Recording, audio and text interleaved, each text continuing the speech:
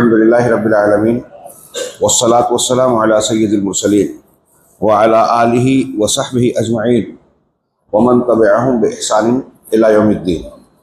अऊज़ु बिल्लाहि मिनश शैतानिर रजीम। बिस्मिल्लाहिर रहमानिर रहीम। इन्ना कुल्ल शैइन खलक़नाहु बिक़दर व क़ाल तआला मा असाबा मिन मुसीबतिन फ़िल अर्ज़ि वला फ़ी अनफ़ुसिकुम इल्ला फ़ी किताबिन मिन क़ब्ल अन नब्रअहा इन्ना ज़ालिका अलल्लाहि यसीर लिकै ला तअसौ अला मा फ़ातकुम वला तफ़रहु बिमा आताकुम। मोहतरम बुजुर्गों, दीनी भाइयों, मस्जिद मोहम्मदी के ज़िम्मेदारान, जमीयत के ज़िम्मेदारान, आज बड़ी खुशी की बात है कि आप हजरात से एक बार फिर दीनी मुलाकात का अल्लाह ने मौका इनायत फरमाया। अल्लाह का शुक्र है और दुआ है कि अल्लाह ताला इस मुलाकात में इखलास देवे और इसे हमारे इस इज्तिमा को हमारे दीन और दुनिया के लिए खैर व बरकत और निजात का ज़रिया बनाए। मोहतरम हाज़रीन, आज की इस मजलिस में वक्त बड़ा महदूद है। मुझसे बार बार लोगों ने कहा कि अंदाज़ यह है कि बड़ी कुशादगी का मुजाहरा कर रहे हैं कि 40-45 मिनट बोल लीजिए, लेकिन हकीकत में मैं समझ रहा हूँ कि वो कहना ये चाह रहे हैं कि ज़्यादा टाइम ना हो पाए, इसलिए कि वक्त ऐसा महदूद है। लेकिन जो उन्वान है ईमान बिल क़द्र, तकदीर पर ईमान, तकदीर पर ईमान, ये ऐसा उन्वान है जो हमारी ज़िंदगी ईमान के लिए इंतहाई लाजमी उन्वान है। उन उमूर में से है जिसके ताल्लुक से बक़द्रे ज़रूरत इल्म रखना हर मुसलमान मर्द और औरत पर लाजिम है। जो कहा जाता है तलबुल इल्म फरीज़तुन अला कुल्लि मुस्लिम, वो इल्म जिसके बगैर चारे कार नहीं है आप और हम निजात नहीं पा सकते, उनमें से एक चीज़ है तकदीर पर ईमान। ईमान के 6 अरकान और मुबादियात में से एक है तौहीद का निज़ाम है जिस पर इस्लाम की दीन की बुनियाद खड़ी है। हमारे अपने किरदार, अमल, सोच विचार पर असरअंदाज होने वाली इंतहाई अहम चीज़ तकदीर, उस पर ईमान लाना वो क्या है, कैसे है। और एक पहलू उसमें यह भी है कि तकदीर पर ईमान जितना अहम, जितना ज़रूरी है, उतना ही नाजुक मामला भी है। इंसानी अक्ल और शऊर का एक अपना दायरा है। हम एक ख़ास दायरे तक कोई चीज़ समझ बूझ सकते हैं। गैबियात से मुतालिक इंसानी अक्ल फिक्र लाचार हो जाती है, आजिज़ हो जाती है। एक ख़ास हद तक हम समझ सकते हैं, उसके बाद नहीं। अल्लामा इब्न खलदून रहमहुल्लाह कहा करते थे, उन्होंने लिखा है कि गैब को अकल पर तौलना ऐसे ही है जैसे सुनार के तराजू पर पहाड़ को तौलने की कोशिश करना। हमारा दिमाग, हमारी सोच फिक्र महदूद है। जितना हम पढ़ते, सीखते, जानते, सोचते हैं उतना ही जानते हैं, सोच सकते हैं। गैबियात लामहदूद है। तो हमारा दिमाग है जो वो सोने के तराजू की तरह छोटा है और गैब पहाड़ की तरह बड़ा है।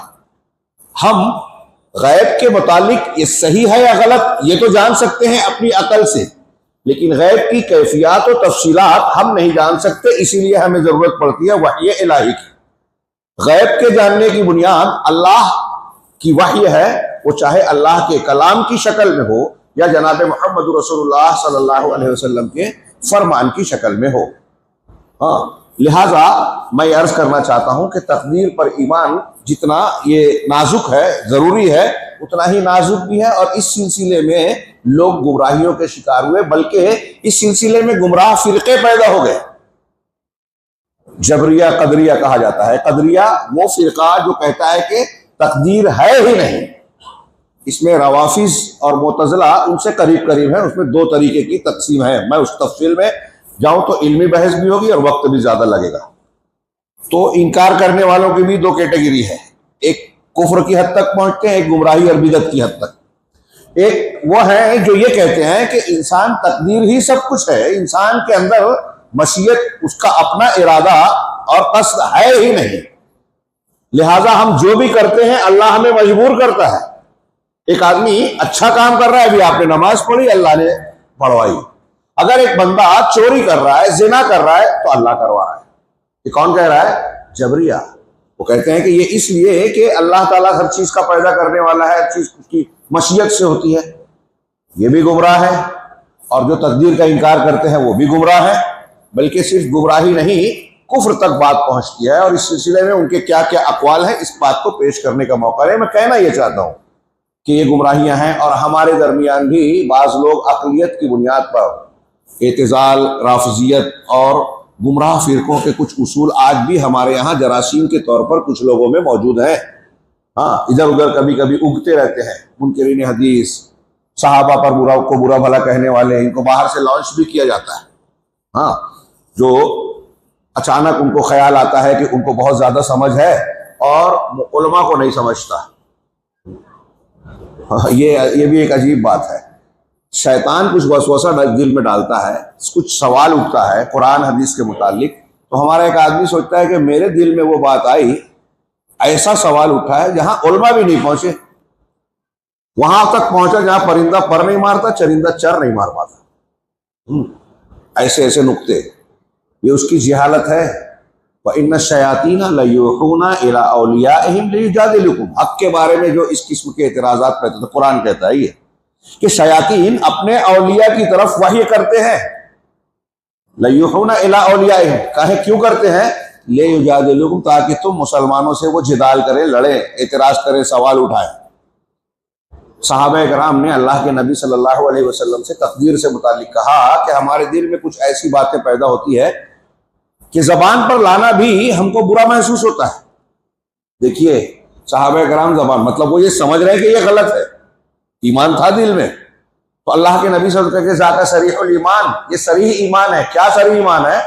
कि आप ऐसी बातों को जो नाजेबा हैं, ईमान के खिलाफ नजर आ रही है, उसको दिल ही में दफन कर दें, जबान पे ना लाएं, उसको अकीदा ना बनाएं।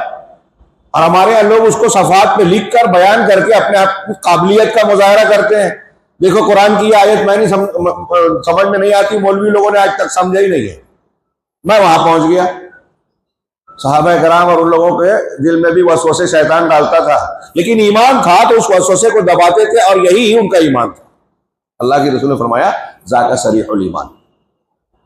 आइए बहुत सरसरी अंदाज में कुछ मोटी मोटी बातों का मैं तस्करा करूं, और मैं ये अर्ज भी करना चाहता हूं कि बहुत सारे पक्के सच्चे मुसलमान भी हालात से और इस किस्म के जरासीम से मुतासिर होकर कभी कभी इस सिलसिले में एतराज़ात का, कुछ शुकूक व शुबहात का शिकार हो जाते हैं। याद रखिए, अपने बच्चों को ये बात पढ़ाइए।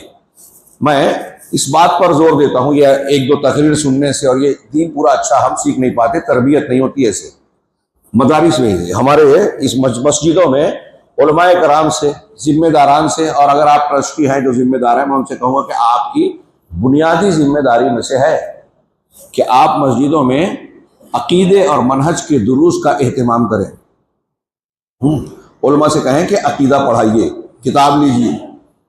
आज इंतहाई ज़रूरी है। निसाब तालीम में हमारे यहाँ फिल्मों में, टीवी चैनल्स पे, टीवी सीरियल्स में इनके ज़रिए से इल्हाद, बेदीनी और इस्लाम के ख़िलाफ़ तहक़ीर अमेज़ मिजाज बनाया जा रहा है। हमारे दरमियान ऐसी बच्चियाँ, ऐसे बच्चे पैदा हो रहे हैं जो इस्लामी तालीमात पर एतराज़ करती हैं, उसको हकीर समझती हैं, जबकि उससे बेहतर कोई नेमत दुनिया में है ही नहीं, उससे ज़्यादा फ़ायदेमंद कोई उसूल दुनिया में है ही नहीं। ये कहाँ से पता चलेगा कि आपकी इस मस्जिद से आप अकीदा सिखाइए, तौहीद, तकदीर, रसूल पर ईमान, आखिरत पर ईमान। ये सही तरीके से आपने घोल कर पिला दिया ना बच्चों बच्चियों को, तो दुनिया की कोई ताकत उन्हें हिला नहीं पाएगी। जो हम किससे वाक़े पढ़ते हैं कि वक्त का, कि हर ताकत मुखालिफ हो गई, कोई फिरौन, कोई अबू जहल पक्के मोमिनीन को अपनी जगह से हिला भी नहीं सका। हज़रत सुमैया को बर्छे से मार के शहीद कर दिया, लेकिन वह ईमान से पीछे नहीं हटी। क्या खूबियां थी। यही ईमान जब दिल में जाता है ना, तो बातिल असरअंदाज नहीं हो पाता, कोई चीज़ डरा नहीं पाती। तो ये अकीदा सिखाइए। मैंने अर्ज किया कि ये तकदीर और ऐसे कुछ मौजूआत हैं जिस पर आसानी से लोग, हमारे मुसलमान बच्चों और बच्चियों को शुकूक व शुबहात में डालते हैं, कुछ सवालात उठा के। बास चीजें तो मना की गई है। यहां मैं अर्ज कर दूं कि तकदीर पर ईमान लाना है तो एक तरफ मैंने कहा कि इस पर इल्म हासिल करना जरूरी है, और आप हदीसों में पढ़ेंगे सहाबा कराम की मजलिस में एक मरतबा इस पर बात हो रही थी, कुरान की एक आयत और दूसरी आयत को टकराव पे अल्लाह के रसूल सल्लल्लाहु अलैहि वसल्लम गुजरे, सुना तो आप नाराज हो गए कि क्या अल्लाह की किताब इसलिए नाजिल की गई है कि एक दूसरे के से टकरा के आप रद्द करो कुरान की आयत से कुरान की आयत, नहीं, ये एक दूसरे की तफसीर करते हैं, जिसमें कि आप इतना गुस्सा हुए कि जैसे अनार के दाने आपके चेहरे पर फोड़ दिए गए हों, यानी लाली आ गई आपके चेहरे पर। तो इससे मना किया गया कि तकदीर पर आप बहस करें, क्योंकि इस सिलसिले में जहां हमारी अकल शऊर कुछ चीजें नहीं समझ सकती, उन चीजों में गौर व फिक्र करने से आदमी का ठोकर खाना यकीनी है, तय है। अल्लाह के अस्मा व सिफात गैबियात से मुताल्लिक देखिए कितने फिरके पैदा हुए, मुतज़िला, जहमिया, कदरिया, अशरिया, मातुरिदिया, राफिजिया, इस सब गुमराही का शिकार हुए। क्यों? उनकी एक बड़ी वजह यह थी कि अक्ल को वो मकाम दिया जो नहीं था। हमारे दीन हनीफ में, मनहज सलफ में अक्ल ताबे है कुरान और सुन्नत के, नक्ल के, और गुमराह फिरकों ने क्या किया? नक्ल को ताबे कर दिया अकल की, कि जो अकल में आएगी वो आयत मानेंगे, वो हदीस मानेंगे। जी नहीं, हाँ, सहाबा का ये तरीका नहीं था। उस जमाने में अबू जहल ने आके कहा अबू बकर सिद्दीक से कि ये तुम्हारे नबी की बात अब भी मानोगे क्या? कहा क्या कहा? कहा एक रात में आसमान पे होके आ गए, मेराज कर ली। कहा अगर आपने कहा है तो मानता हूं। रावी अबू जहल है, लेकिन सैयदना अबू बकर सिद्दीक ने क्या कहा? अगर आपने कहा है तो मानता हूं।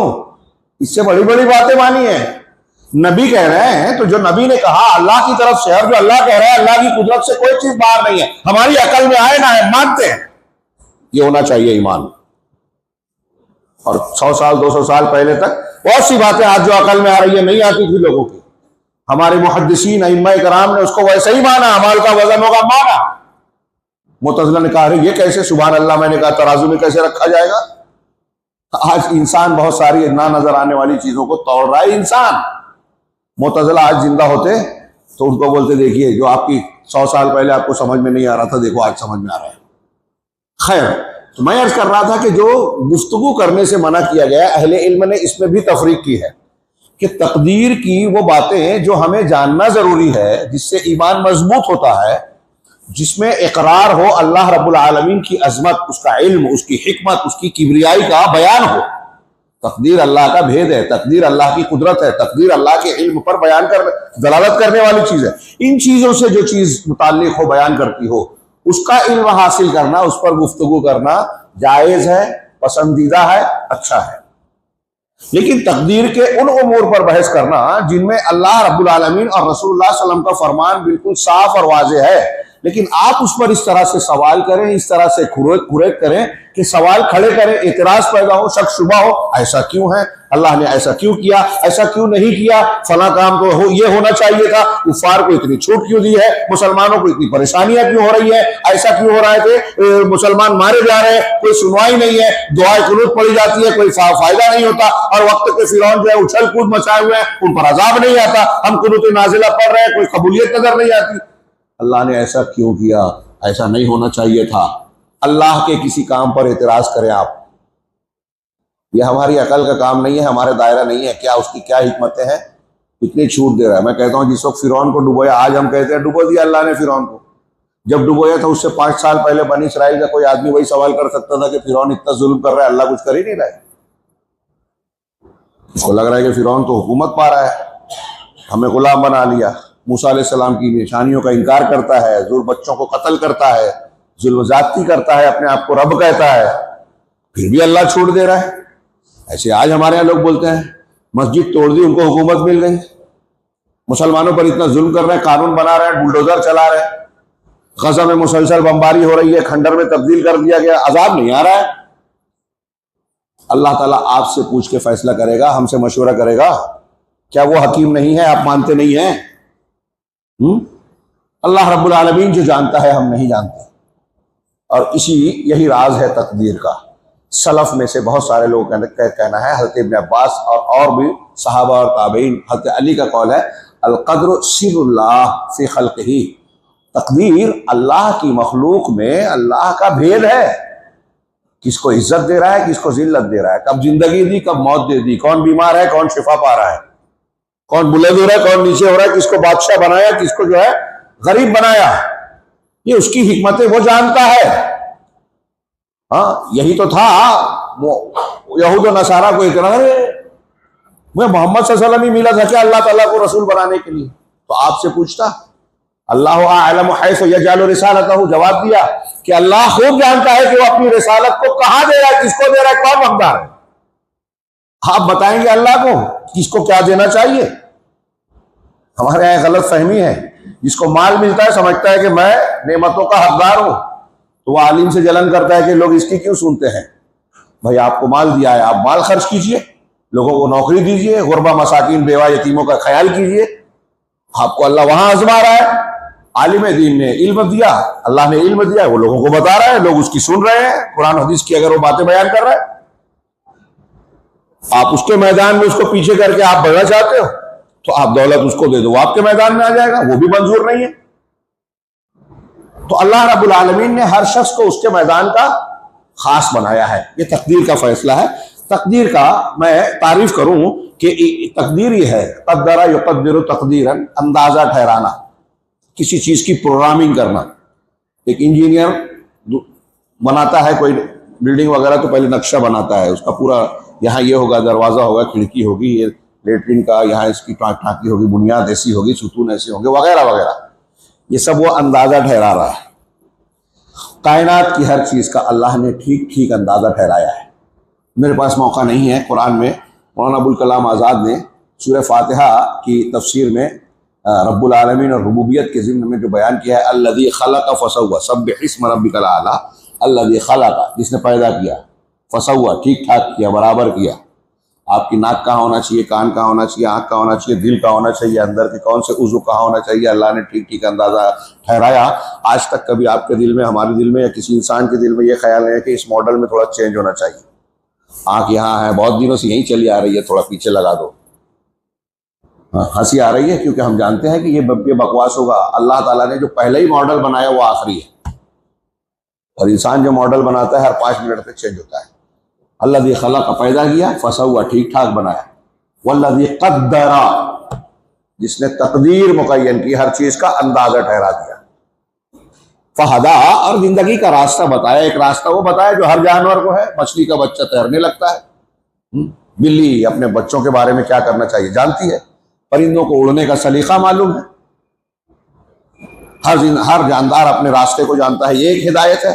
एक हिदायत है कि इंसान के या मखलूक के दिल में कोई बात डालता है। एक हिदायत यह है कि सही और गलत रास्ता जो इंसानों के लिए है, जिसको हम अल्लाह से मांगते हैं, इहदिनस सिरातल मुस्तकीम, सच्चाई और सही रास्ता क्या है, गलत और बुरा रास्ता, अल्लाह ताला ने इन सब चीज़ों को मुहैया फरमाया है। उसमें से तकदीर है अंदाज़ा ठहराना। तकदीर पर ईमान जब हम कहते हैं तो क्या, गौर से सुनिए, ये इंसाइक्लोपीडिया से मैं नकल कर रहा हूँ, मेरे पास थोड़े से अल्फाज के फ़र्क के साथ है, मुझे वो ज़्यादा बेहतर लगी। इन्होंने कहा कि हुवल ईमानु बिअन्नहु ला यक़अउ शैउन फिल वुजूद इल्ला बिइल्मिल्लाहिल अज़ली व किताबतहु अस्साबिक़ा व वसीअतहु लिमा वक़अ व ख़ल्क़ुहु लहु खैरन अव शर्रन हुलुवन अव मुर्रन। कह रहे हैं कि तकदीर ईमान लाना है, यकीन, ईमान यानी यकीन, ईमान रखना है इस बात पर कि वजूद में, मौजूदात में, वजूद में कोई भी चीज नहीं होती, कोई मौजूद नहीं है, कोई वाकया हादसा होता नहीं है। एक पत्ता टूटता है, एक जर्रा हिलता है, ये पंखा घूम रहा है, आप यहां बैठे हैं सुन रहे हैं, मैं बोल रहा हूं, सब हो रहा है। तो ये जो भी हो रहा है, जहां जहां हो रहा है पूरी कायनात में, जो हम देख रहे हैं नहीं देख रहे हैं, जो हमको मालूम है नहीं मालूम है, जो भी हो रहा है वो अल्लाह के अजली इल्म के मुताबिक हो रहा है। अल्लाह के अजली इल्म ने हमेशा से जो इल्म रखता था, हमारा दिमाग काम नहीं करेगा। और चूंकि ये अकल में नहीं आती, इसीलिए राफजियों ने कहा नहीं, तकदीर है ही नहीं, कदरिया ने भी कहा तकदीर है ही नहीं, मुतज़िला ने भी कहा नहीं है, इनकार कर दिया, गुमराह हो गए। गुमराह ही नहीं, काफिर हो गए। जो इसका इनकार करे वो काफिर। हाँ, तो कहा कि अल्लाह के अजली इल्म पर इसके मुताबिक जो भी वो मौजूदात में हो रहा है, वह किताबतहु अस्साबिक़ा, या अगर अत्सुमाने बेइल्मिल्लाह तो बेकिताबत ही, और उसने पहले से लिख रखा है। अभी थोड़ी सी तफसील जानेंगे। उसने पहले से ये चीज लिख रखी है, यानी जो चीज हो रही है अल्लाह ने उसे लिखा है। वो पहले अल्लाह जानता है, जानता था पहले से हर चीज। अल्लाह का वकान अल्लाह बिकुल्लि शैइन अलीमा, कुरान कहता है, एक जगह नहीं 10 जगह अलग अलग अंदाज। और कुरान का अल्लामा शनकीती कहते हैं कि कोई सफ़ा ऐसा आपको नहीं मिलेगा जहां अल्लाह के इल्म का किसी न किसी शक्ल में जिक्र ना हो। अल्लाह अलीम है, अल्लाह खबीर है, अल्लाह शहीद है, रकीब है। इस सब में इल्म का माना आया। तुम्हारे सीने के भेदों को जानता है। कोई चीज अल्लाह से मख्फी नहीं है। आसमान और जमीन में कोई जर्रा बराबर चीज भी अल्लाह के इल्म से बाहर नहीं है। अल्लाह ने हर चीज का अहाता कर रखा है। इसमें धमकी भी है, धमकी भी है। और अपने बच्चों को, अपने आप को इस पर कभी भी दूर मत कीजिए कि अल्लाह हमें देख रहा है, अल्लाह हम पर निगरानी कर रहा है, रकीब है, अल्लाह तबारक व तआला हर चीज पर मुत्तला है, शहीद है। इसमें क्या है? हमारी इस्लाह का पहलू है कि अल्लाह देख रहा है तो उल्टी सीधी हरकतें करोगे, कुफ्र शिर्क करोगे, जुल्म करोगे, बचोगे नहीं, लोगों को धोखा दे दोगे। बुराइयां करके लोगों के सामने सुफीद पोश बनता है आज आदमी, फितना फसाद करता है, हाँ, फिरकावारियत खुद फैलाता, कहता है लोग जातिवाद करते हैं। जो करता है वही दूसरों पर इल्जाम लगाता है। आज पूरे मुल्क में देख लीजिए, सबसे ऊंचे ओहदे वाले भी यही कर रहे हैं। हाँ, वो अल्लाह को भूल जाते हैं, नहीं मानते ना। अल्लाह ताला कह रहा है जो अलीम है, सब कुछ जानता है। तो बहरहाल तकदीर इस बात पर ईमान है कि जो भी कायनात में मौजूद है, जो हो रहा है, होने वाला है, पहले से अल्लाह के इल्म में है, नंबर एक। और अल्लाह ने पहले से उसे सब कुछ लिख रखा है अपने इल्म के मुताबिक। और जो जानता है, जो लिखा है, उसको जब चाहता है तब होता है। अपनी यानी चौथी चीज उसकी मशीयत, मशीयत यानी इरादा, चाहत। अल्लाह की मशीयत के मुताबिक वो चीजें हो रही है। और फिर जैसा उसने जाना, जैसा लिखा और जैसा चाहा, वैसा पैदा किया। यानी चौथा मरहला है कि उसको पैदा किया, वो खैर हो या शर हो, मीठा हो या कड़वा हो, यानी अच्छा हो या बुरा हो। हाँ, और ज़ैद बिन असलम और अहमद बिन हम्बल रहमतुल्लाह ने कहा, तकदीर के बारे में कहा कि अल्लाह की तकदीर अल्लाह की कुदरत है। अल्लाह की तकदीर अल्लाह की कुदरत कामिला है। यानी कुदरत में ये सारी चीजें आ गई। अब इसमें चार चीजों का जिक्र है। ये तकदीर के मरातिब हैं ईमान बिल कद्र के। मैं कुछ तफसीलात छोड़ रहा हूँ, बार बार मुझे वक्त का एहसास दिलाया गया। तो तकदीर में चार मरतबे हुए। पहला मरतबा इल्म, अल्लाह का इल्म अज़ली। ध्यान रखिएगा, याद रखने की चीज है। ये इसलिए जरूरी है कि मैं जो बयान कर रहा हूं ना, इसको अगर आप सही ढंग से समझे तो तकदीर के ज़मन में जो लोग शुकूक और शुबहात उठाते हैं, उसके बाद के जवाब आप खुद जान जाएंगे अगर ये चीजें समझते हैं तो। पहला, अल्लाह का हमेशा का इल्म। अब जिनको ये समझ में नहीं आ रहा है, कह रहे ये कैसे हो सकता है। अब शिया रवाफिज कहते हैं कि अल्लाह ताला ने पहले कह दिया कुरान में कि अल्लाह उनसे सहाबा से राजी हुआ।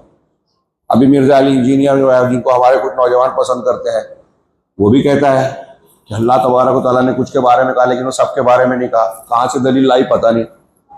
जमीन के नीचे है, आसमान के ऊपर है, वो कुरान हदीस में तो नहीं है। सब सहाबा से अल्लाह राजी हुआ, सबके लिए हुस्ना का वादा है, कुरान कहता है।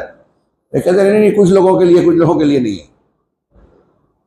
अब शिया खुल के कहते हैं, ये छुपे कह रहे हैं कि अल्लाह ने कह तो दिया कि अल्लाह सबसे राजी हुआ, लेकिन जब अल्लाह ने देखा उनके अंदर अच्छाई तब कह दिया। जब रसूलुल्लाह सल्लल्लाहु अलैहि वसल्लम की वफात हुई तब अल्लाह को पता चला, कह रहे ये तो काफिर मुर्तद होगा, पहले से अल्लाह को मालूम नहीं था। समझ रहे हैं ये बात? अल्लाह ताला के इल्म कामिल का ये इनकार है, ये कुफ्र है, और ये रवाफिज का अकीदा है। इसीलिए रवाफिज अल्लाह के बारे में बदा का अकीदा रखते हैं। इंतहाई भयानक है। बदा बोलेंगे नहीं, आप पूछेंगे तो मानेंगे नहीं, क्योंकि उनके यहाँ तखय्या है। जब आप उनके अंदर जाएंगे तब कबूल करेंगे, उनकी किताबें भरी है इससे। तकदीर का इनकार करके बदा मानते हैं। बदा का मतलब जाहिर होना। क्या मतलब? कि अल्लाह को पहले कोई चीज मालूम नहीं होती, बाद में मालूम होती है। यहूदियों का भी अकीदा है कि अल्लाह ने मखलूक को पैदा किया और पैदा करने के बाद अल्लाह को बड़ा अफसोस हुआ, हुज़्न व मलाल हुआ, अल्लाह पछताने लगा। इसका पछताएगा कौन? आप कोई काम करके पछताएंगे क्यों? इसलिए कि आपको पता नहीं था कि ये काम करने के बाद मेरा नुकसान होगा। तो अल्लाह भी पछता रहा है उनके मुताबिक, गम कर रहा है मखलूक को पैदा करके। तो उनके मुताबिक क्या मतलब हुआ कि अल्लाह को मालूम नहीं था कि पैदा करूंगा तो क्या करेंगे। नौजुबिल्लाह, नौजुबिल्लाह। अल्लाह रब्बुल आलमीन की खूबी, उसकी सिफत इल्म, उसके इहाते का, उसकी कुदरत का इनकार है ये जो कुफ्र है। अल्लाह हर चीज का इल्म रखता है, माजी, हाल, मुस्तकबिल, जाहिर, बातिन, छुपा हुआ, आसमानों के अंदर हो, जमीन के अंदर हो, पानी के अंदर हो, हमारे जिस्म के अंदर हो, दरख्त की जड़ों में हो, शाखों में हो, हर चीज को अल्लाह ने गिन रखा है, हर चीज को जानता है। एक बाल बराबर बाल का 10वां और लाखवां हिस्सा भी अल्लाह के इल्म से बाहर नहीं है। यह हमारा अकीदा होना चाहिए, और ये तकदीर पर ईमान की एक बुनियाद है। अल्लाह ने सब कुछ लिखा पहले, इसलिए कि सब कुछ जानता था, यही आप उस सवाल का जवाब दे सकते हैं। कुछ लोग कहते हैं ना, अरे जब तकदीर में सब लिखा है तो हम जहन्नम में कैसे जाएंगे। ये सवाल उठता है बेटे, आता है दिमाग में ना, कि जब लिखा है कि ये जन्नत में जाएगा, ये जहन्नम में जाएगा, तो फिर अमल की क्या जरूरत है। हम इतनी मेहनत करें और जहन्नम लिखा है तो क्या कर लेंगे, ऐसा आता है ना सवाल, करते हैं, नेचुरल है। उसका जवाब ये है, शॉर्ट जवाब मैं बताता हूं, उसके कई जवाब हैं, ये शॉर्ट जवाब और सबसे स्वीट जवाब, बेहतरीन। क्या कि हम इसलिए ये सवाल उठा रहे हैं दिमाग में कि अल्लाह ने लिखा है इसलिए जहन्नम में जाएगा बंदा, यही सवाल है ना। तकदीर में लिखा है तो जहन्नम में जा रहा है। भाई आप मुस्कुराए मत, हाँ या ना बोले, हाँ ऐसा समझ रहे हैं। इसको पलट दीजिए जवाब में, आप और हम ऐसा समझ रहे हैं कि तकदीर में लिखा है इसलिए जहन्नम में जा रहा है। जवाब उसका यह है कि वो जहन्नम में जाने वाला था इसलिए अल्लाह ने लिखा है। समझ में आई बात। आप क्या करने वाले हैं अल्लाह को पहले से पता है ना, हम ये मान रहे हैं ना कि नहीं।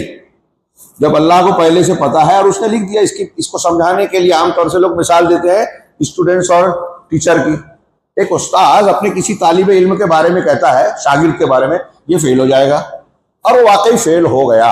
अगर हालांकि उसका एक मकसद ये भी हो सकता है कि ऐसा बोल के वो उसको तंबी करे कि तू फेल हो जाएगा, तो तू मेहनत करता है कि नहीं, उस्ताद की बात गलत हो जाए, और वो ये चाहता है। लेकिन अगर वो उस्ताद ने कहा कि ये फेल हो जाएगा पक्का, और फेल हो गया, तो माँ बाप जाके उस्ताद से लड़ते हैं कि आपने कहा था इसीलिए मेरा बच्चा फेल हुआ। ऐसा कहते हैं? नहीं कहते। तो फिर अल्लाह को क्यों बोल रहे हो कि अल्लाह ने लिखा था इसलिए जहन्नम में जा रहा है। हजरत उमर फारूक रजी अल्लाह तआला अन्हु के बारे में एक रिवायत बयान की जाती है, इमाम तहाविया ने भी शरह तहाविया में जिक्र किया। वो कहते हैं, रिवायत में यह है कि एक शख्स एक चोर पकड़ा गया, चोर की चोरी साबित हो गई। हजरत उमर ने कहा इसका हाथ काटो, इस्लामी सजा है, आप काजी और हाकिम थे, तो कहा कि इसका हाथ काट दिया जाए। तो उसने कहा कि अमीरुल मोमिनीन जरा रुकिए, सुनिए, मेरी बात समझिए। कहा क्या? कहा एक बात बताइए कि मेरी तकदीर में लिखा था ना कि मैं चोरी करूंगा। तकदीर पर आप ईमान रखते हैं, मैं भी रखता हूँ। कहा हाँ। कहा मेरी तकदीर में लिखा था ना कि चोरी करूंगा। कहा हाँ ये तो सही है, तो फिर क्या कहना चाहते हो? कहा आप एक ऐसी चीज पर मेरा हाथ क्यों काट रहे हैं जो मेरी तकदीर में लिखा था। तो उमर फारूक थे ना। उनका जवाब आप सुनेंगे तो आपको हमारी समझ में आ जाएगा। ऐसे लोगों को जवाब दे सकते हैं। वो क्या कि जब तेरी तकदीर में तो ये लिखा था कि तू चोरी करेगा, मेरी तकदीर में ये लिखा है कि तेरा हाथ काटोगा, तो काटना तो पड़ेगा ना। ऐसे ये ले लो कि आपकी तकदीर में अगर लिखा है कि मैं शिर्क करूंगा, तो फिर ये भी लिखा है कि आप जहन्नम में जाएंगे अगर उससे तौबा के बगैर मर जाएंगे। तो फिर अल्लाह से शिकवा शिकायत करने की जरूरत नहीं है। ये जो सवाल उठाते हैं कि मैंने ऐसा किया, तो आपको मुझको पता है क्या?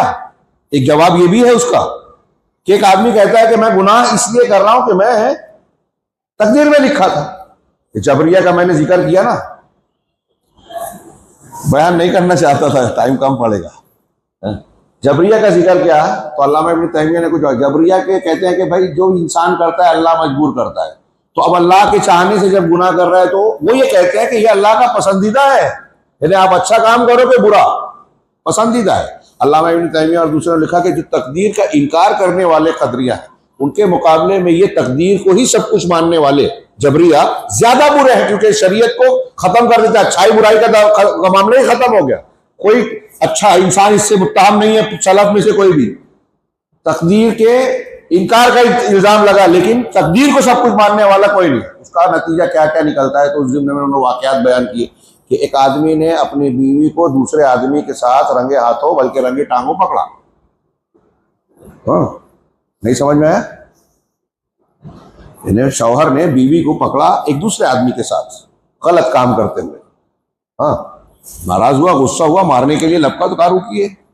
उसकी बीवी ने कहा मेरी एक बात सुन लीजिए, फिर उसके बाद आपको जो करना है कीजिए। कहा बोलो। कहा एक बात बताओ, मैंने गुनाह किया, मैं गलत काम कर रही हूँ। कहा ठीक है, अरे बताइए कि क्या मैं अल्लाह के चाहने और अल्लाह की तकदीर के बगैर ये कर रही हूँ क्या? कहा नहीं। कहा अल्लाह ने चाहा तभी तो कर पाई ना। तभी तो कर पाई ना। हाँ हाँ हाँ, सही बात तो सही है। तो तो कहा तुम ऐसे मामले पे मुझे गुस्सा हो रहे हो, मारने जा रहे हो, तलाक देने जा रहे हो, जो अल्लाह ने मेरी तकदीर में लिखा था। तो शौहर ने कहा कि तुमने बहुत अच्छा किया, मुझे गलत काम से बचा लिया। हाँ, और वो समझ गया और दोनों खुशी खुशी रहने लगे। हाँ, ये अल्लाह में भी आखिरी जुमला मेरा है, जैसा कि कहानियों में हमारे यहाँ लिखा जाता था। लेकिन ये देखिए कि जबर का इस अकीदे का क्या नुकसान हो रहा है। हाँ, ये तकदीर जो है इसका ये मतलब नहीं। यहाँ एक और नुक्ता मैं समझता हूँ कि कुछ बात भी आ जाए और ये चीज़ महफूज हो जाए तो आपको ये मुफीद होगा, हमारे लिए मुफीद होगा कि तकदीर से गुनाह पर इस्तिदलाल नहीं किया जा सकता। हाँ, अल-क़द्रु ला युस्तदल्लु बिही अलल मआइब व युस्तदल्लु बिही अलल मसाइब। इस तरह के जुमले आपको अकीदे की किताबों में मिलेंगे कि तकदीर से इस्तिदलाल किया जा सकता है मुसीबतों पर, ऐब पर नहीं। ये शैतान का, इब्लीस का तरीका है कि मैंने तेरी बात नहीं मानी थी, तूने मुझे गुमराह किया, अल्लाह रब्बे बिमा अग़वैतनी, अपने गुनाह को अल्लाह पर थोप दिया, नौज़ुबिल्लाह, तूने किया तो मैंने माना नहीं तेरी बात। ये इब्लीस कहता है अरे मैंने तकदीर में मेरी लिखा था इसलिए गुनाह किया। गुनाह को तकदीर पर का उज़्र बनाकर जायज नहीं करार दिया जा सकता, उससे इस्तिदलाल नहीं किया जाएगा। हज़रत आदम और हज़रत मूसा का आलम बरज़ख में अल्लाह के रसूल ने जिक्र किया है, मुनकिरीन हदीस को समझ में नहीं आता और आएगा भी नहीं, क्योंकि ईमान नहीं है ना, अकल पे सब समझते हैं। साइंस लेबोरेटरी में आज तक रूह नहीं आई तो मानो मत रूह को। बहरहाल उन्होंने हज़रत आदम अलैहिस्सलाम से मूसा ने कहा कि आप ही आदम है ना, कहा आपने जो है फल खाया, जन्नत से निकले, मुसीबत में पड़ गए। तो कहा तुम मूसा हो? कहा हाँ। कहा तुम पर तौरात नाजिल की? हाँ। कहा तौरात कब? मेरे पैदाइश से कितने साल पहले? कहा इतने साल पहले हुई थी। तो कहा इतने साल, मेरी पैदाइश से इतने साल पहले जो चीज़ लिखी है उसमें लिखा है तो फनसिया आदम फगवा, तौरात में अल्लाह ने लिखा है कि आदम भूल गए और भटक गए, बहक गए। तो मेरी पैदाइश से पहले तकदीर में लिखा हुआ था वो, और उस पर तुम मुझे लानत कर रहे हो, मलामत कर रहे हो। अल्लाह के रसूल ने फरमाया इख्तज्जा आदम अला मूसा, मूसा ने आदम को मगलूब कर दिया हुज्जत से। तो हज़रत आदम अलैहिस्सलाम ने तकदीर से इस्तिदलाल अपने गुनाह पर नहीं किया, बल्कि ये इस्तिदलाल किया कि दुनिया में इंसानों का आना, अल्लाह के इम्तिहान से गुजरना, ये एक ऐसा मामला था, हादा अमरुन कद क़ुदिर, ये मुक़द्दर हो चुका था, अल्लाह की तकदीर थी, तय था। तो अल्लाह रब्बुल आलमीन का ये इल्म, मैं बात सवालों का जवाब नहीं दे सकता इसलिए कि वक्त इजाजत नहीं दे सकता, इसलिए यहां कुछ इशारे किया दो तीन बातों को कि ये इल्म इलाही को अगर आप मानेंगे तो आपको बहुत से सवालों का जवाब मिलेगा। ये जो रवाफिज कहते हैं, जो कुफरिया बात कहते हैं, उसका रद्द कर सकेंगे। और अल्लाह रब्बुल आलमीन के बारे में, ये भी सहाबा के बारे में जब कहा कि अल्लाह उनसे राजी हुआ, तो अल्लाह जानता था कि इनका बाद में जमल और सिफ़ीन होने वाला है, ये होने वाला है, करबला होने वाला है, फिर भी अल्लाह राजी है। आप राजी नहीं है, मिर्जा राजी नहीं है, राजी नहीं है, तो जो राजी नहीं है वो अल्लाह का मुखालिफ है, अल्लाह के इल्म का मुखालिफ है, वो कुफ्र के रास्ते पर है। तो पहली चीज कि अल्लाह का इल्म। दूसरी चीज, अल्लाह तबारक व तआला ने अपने इल्म के मुताबिक हर चीज को लिख दिया। अब ये कुरान की कई दलीलें हैं, हदीस की बहुत सी दलीलें हैं। अभी जो मैंने आयत पढ़ी थी सूरह हदीद की, उसमें है मा असाबा मिन मुसीबतिन इल्ला फी मा असाबा मिन मुसीबतिन फिल अर्दि वला फी अनफुसिकुम, कि दुनिया में कोई मुसीबत तुमको पहुंच रही है और ना तुम्हारे अंदर, तुम्हारे नफ्स में। गज़ा में कोई वाक़या हो रहा है, हिंदुस्तान में हो रहा है, किसी और मकाम पर हो रहा है, इल्ला फी किताबिन मिन क़ब्ल अन नब्रअहा, तो उसके पैदा करने से पहले हमने वो चीज़ किताब में लिख दी थी, किताब में मौजूद है। इन्ना ज़ालिका अलल्लाहि यसीर, आपको हमको ये बहुत मुश्किल लगता है, लेकिन ये अल्लाह पर बहुत आसान है। शियों को समझ में नहीं आया, इनकार कर दिया। यहूद ने इनकार किया अल्लाह के इल्म का, पहले से मालूम नहीं था अल्लाह को। कदरिया नहीं मानते हैं, लेकिन ये अल्लाह पर आसान है। हाँ, पर हम अल्लाह तबारक व तआला की मारिफत हासिल करें तो अल्लाह को जितना जानेंगे उतना ये जानेंगे कि अल्लाह को उतना नहीं जान सकते। हर इल्म की इंतहा पर एक नई इब्तिदा होती है, हर चोटी पर, ऊंचाई पर जाने के बाद एक नए सफर का आगाज किया जा सकता है। गैबियात और खास तौर से अल्लाह की ज़ात व सिफात का यही मामला है। ये अल्लाह पर आसान है। अल्लाह ने अभी कहा कि क्यों अल्लाह ने ये लिखा, पहले से लिख रखा है, लिकाई ला तासौ अला मा फातकुम वला तफरहू बिमा, तकदीर पर ईमान का फायदा भी आ गया कुरान की इस आयत में, ताकि जो चीज तुमसे फौत हो जाए तुम उस पर हज़्न हुज़्न मलाल और गम का शिकार ना हो जाओ। कारोबार में नुकसान हो गया, घर में मैयत हो गई, एक्सीडेंट में फला का हाथ कट गया, फला का पैर कट गया, फला का ये नुकसान हो गया, हमारा घर था बिक गया, फला नुकसान हमको लाहिक हो गया, ये तकदीर में था।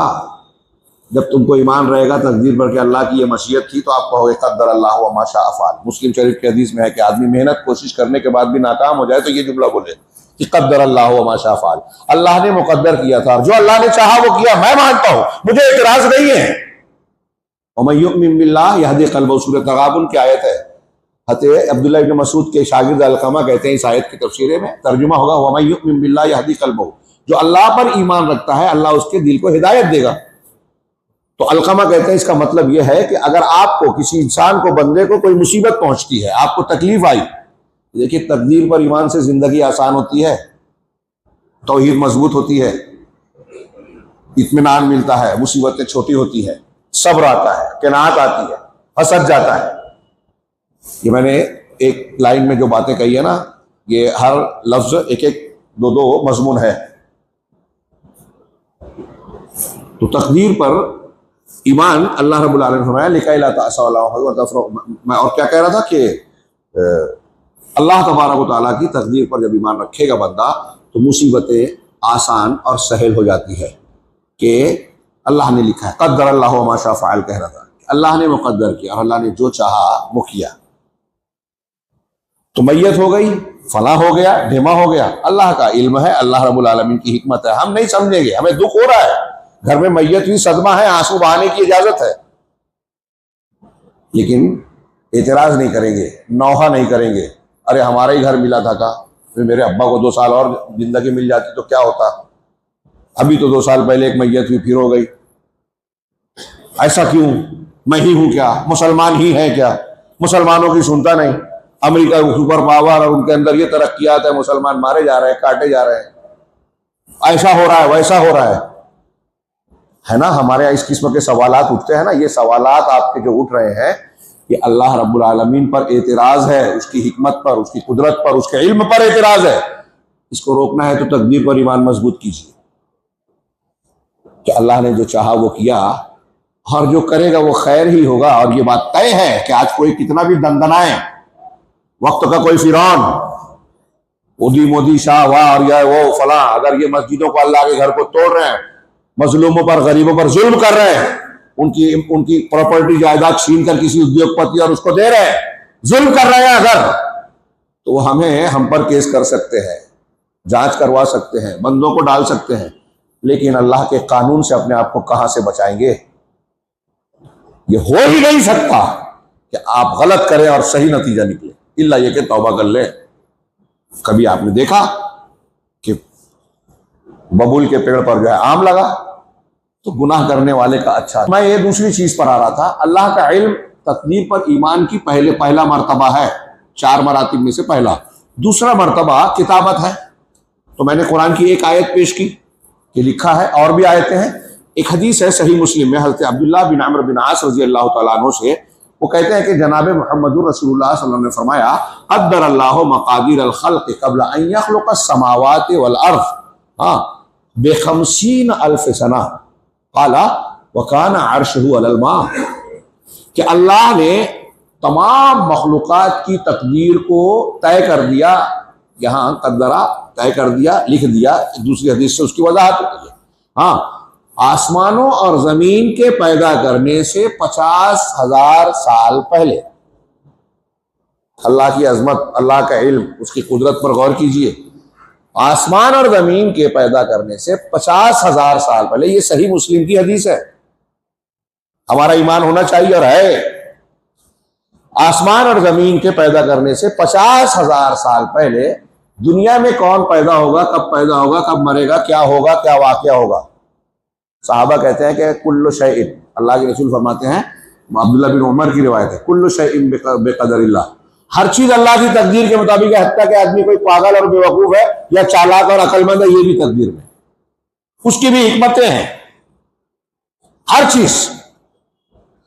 तो अल्लाह रब्बुल आलमीन ने, अल्लाह के रसूल ने फरमाया कि आसमान जमीन की पैदाइश से 50,000 साल पहले वकाना अर्शहु अलल मा, जबकि अल्लाह का अर्श पानी पे था। एक दूसरी हदीस है हज़रत उबादा बिन सामित, और दूसरी रिवायतों में भी है, वो अपने बेटे को इंतकाल के वक्त कहते हैं। हम भी सब बच्चों से कह रहे हैं, अपने बच्चों को पढ़ाइए, ये जो एक सहाबी वफात के वक्त कह रहे हैं।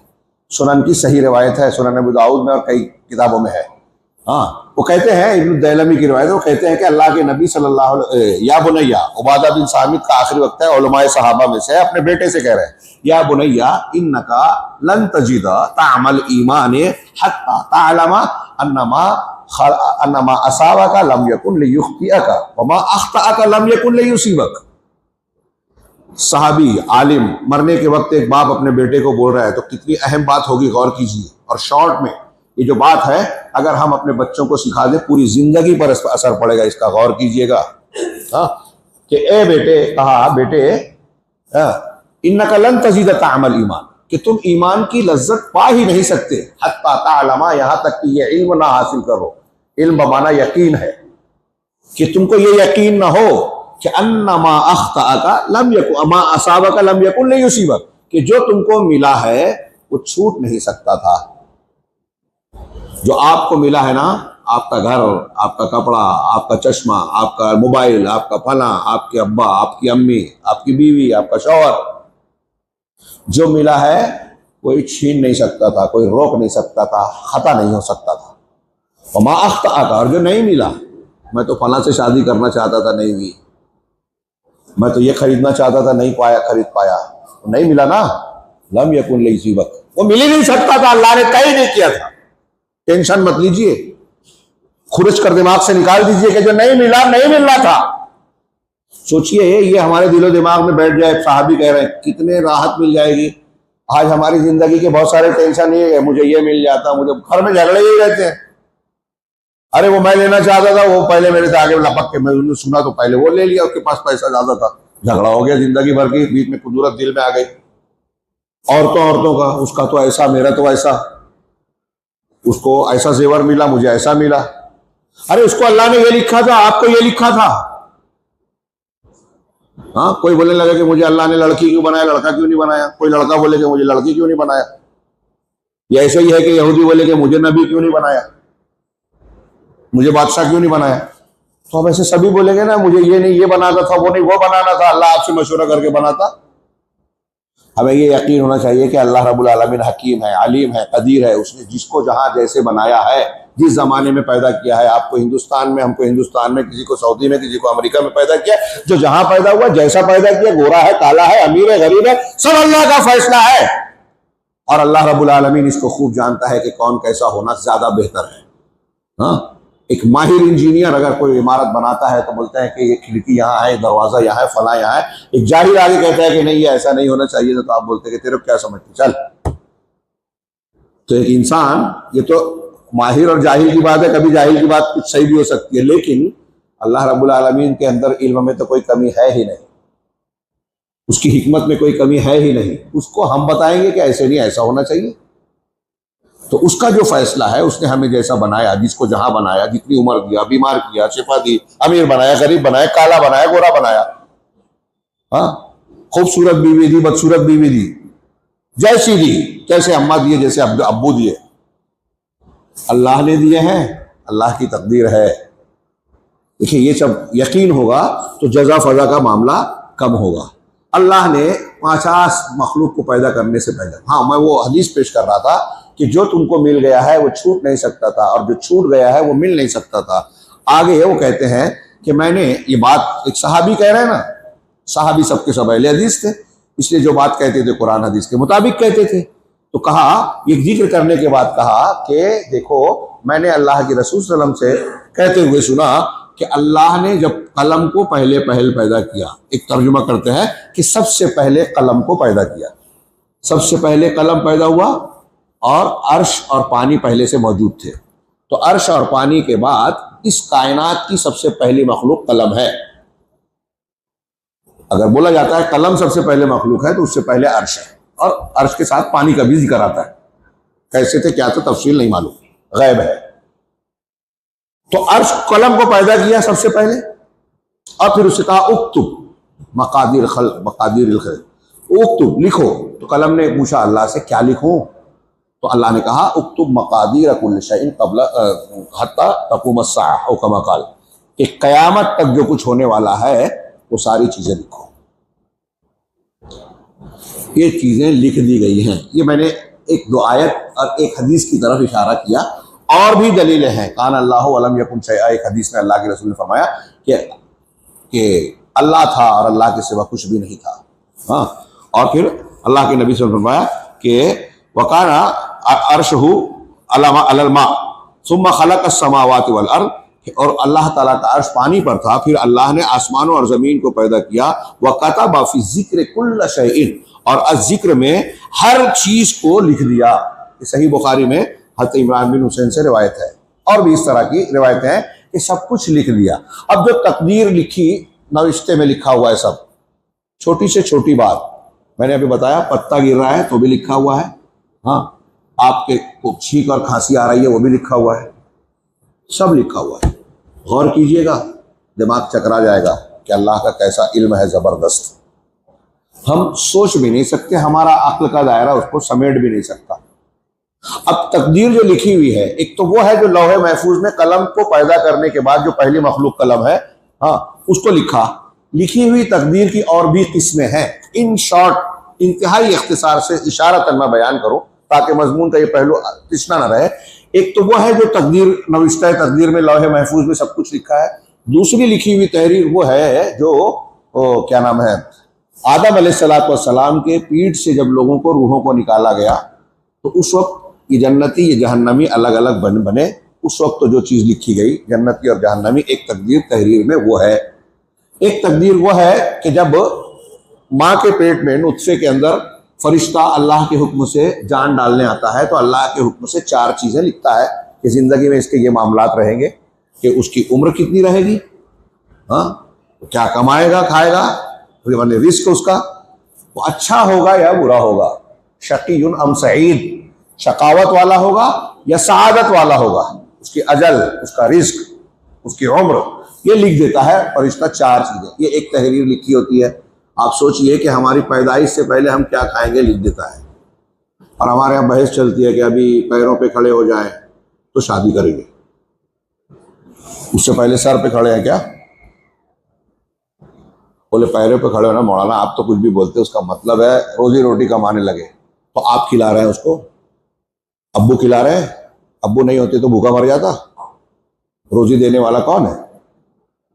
अब्बू नहीं है तो जिनके अब्बू नहीं है मर गए वो। जिन्होंने शादी की उनके खाने पीने का इंतजाम खत्म हो गया, शादी करने से कोई मोहताज हुआ नहीं। कुरान कहता है फकीर लोगों, फकीर उनकी भी शादी कर दो, अगर फकीर होंगे तो अल्लाह गनी कर देगा। पैसा कमाना है ना तो शादी करो, सही अल्लाह कह रहा है। तो कमाने का मतलब ये नहीं कि आप मालदार ही हो जाएंगे, आप मोहताज नहीं रहेंगे, गनी बना देगा अल्लाह। यकूनु फुकरा युगनिहिमुल्लाहु मिन फज़ली। अजीब है, इसका ताल्लुक इससे नहीं है, रोजी रोटी से। आप अगर बीवी को ला रहे हैं ना तो बीवी की किस्मत घर में ला रहे हैं, आप उसको नहीं खिला रहे हैं, वो आपकी रोजी बढ़ाएगी, तनख्वाह बढ़ाएगी। आपके घर में बच्चा जितना पैदा होगा, पैदा होने से उसके साथ ही वो अपनी लिखी हुई तकदीर, फरिश्ता लिखा ना, ईमान है कि नहीं है, लिख दिया ना उसकी रोजी। तो आपके घर में एक बच्चा पैदा हुआ, आप एक आदमी को घर में लाए, उसकी रोजी लिखी हुई आपके जरिए से मिल रही है। जरिए आप बन सकते हैं, आप रोजी नहीं देते। और मेरे घर में अगर मैं 4 को ले आऊं ना तो उन 4 की किस्मत घर में ला रहा हूं। लेकिन अब हमारे यहाँ रूहानियत को लोग मानते नहीं है। बच्चे ज्यादा होंगे तो परेशान होंगे ऐसा समझते नहीं, बच्चे ज्यादा होंगे तो ज्यादा ताकतवर होंगे। कई शादियां करो, कई किस्मत घर में आएगी। लेकिन ये कोई मानता नहीं, इसलिए कि हिंदू कल्चर का असर है। कुरान हदीस के मानने से ज्यादा अकल, मादा परस्त की दुनियादारी आ गई है। साहबा ये मानते थे, उनको देखिए कैसा खुशहाल समाज था, वो घराने थे उनके। कहा दूसरी चीज मैंने कहा किताबत। एक तो वो जो फरिश्ता लिखता है, तीसरी लिखने वाली, एक वो जो हर साल में एक मरतबा अल्लाह ताला फरिश्तों को देता है। लैलतुल क़द्र, लैलतुल क़द्र इन्ना अंज़लनाहु फ़ी लैलतिल क़द्र। लैलतुल क़द्र, कद्र की रात, 2 माना करते हैं कद्र का। एक कद्र मंजिलत, ऊंचा मकाम मरतबा, और एक कद्र बमाना तकदीर, तकदीर की रात। कौन सी तकदीर? सालाना तकदीर। सालाना तकदीर क्या है कि अल्लाह रब्बुल आलमीन उस रात में फरिश्तों को देता है कि इस साल का प्रोग्राम क्या है। फला की रूह कब्ज करके उसको मार डालना है, फला का एक्सीडेंट होगा उसकी टांग तोड़ना है, मतलब टूट जाएगी, ऐसा होगा, और फला का ऐसा होगा, फला के घर बच्चे की विलादत होगी, फला की शादी होगी, फला की दूसरी शादी होगी, और फला का ये होगा, फला का वो होगा। ये सारी चीजें जो है सालाना तकदीर में लिखी जाती है। यहाँ एक सवाल का जवाब और भी बाज़ उलमा ने दिया है, अच्छी तरह दिमाग में रखिए, जो आप शायद प्रोग्राम के बाद सवाल कोई कर सकते हैं कि भाई एक हदीस में है कि तकदीर को दुआ बदलती है, तो उसके 2-3 जवाब दिए गए। उसमें एक जवाब यह है कि जो तकदीर दुआ बदल जो दुआ तकदीर तकदीर जिस दुआ जिस तकदीर को बदलती है वो क्या है?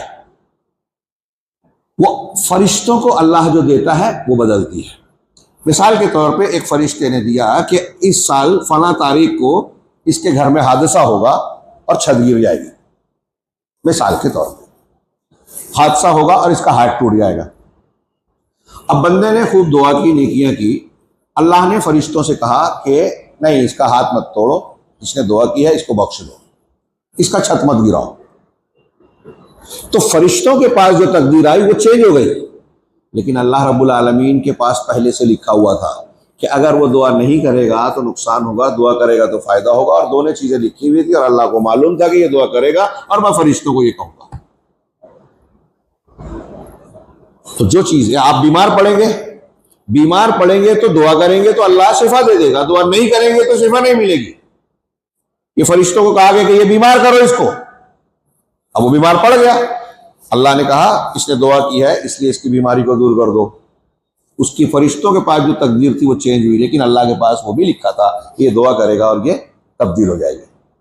तो अल्लाह रब्बुल आलमीन ने ये चौथी चीज जो लिखी, तकदीर, सालाना तकदीर हर लैलतुल कद्र को तय होती है, इसीलिए इस रात में दुआ बताई गई, अल्लाहुम्मा इन्नका अफ़ून तुहिब्बुल अफ़्व फ़अफ़ू अन्नी, कि अल्लाह ये साल की तकदीर मेरी लिख रहा है तो मुझसे नाराज और गुस्से की हालत में तू अगर लिखेगा तो मेरा मामला बिगड़ जाएगा। तू माफ़ करने वाला है, माफ़ी को पसंद करता है, मुझे माफ़ कर दे, मैंने बहुत गलतियां की हैं, सालाना तकदीर में मेरी नरमी रहे। हाँ, तो 5वीं तकदीर तकदीर यौमी है। एक है हज़रत आदम के बाद की, एक है पैदाइश के वक्त की, एक है साल की, एक है हर रोज की। कुल्ल यौमिन हुवा फी शान, हर रोज अल्लाह की एक शान है, एक हालत है।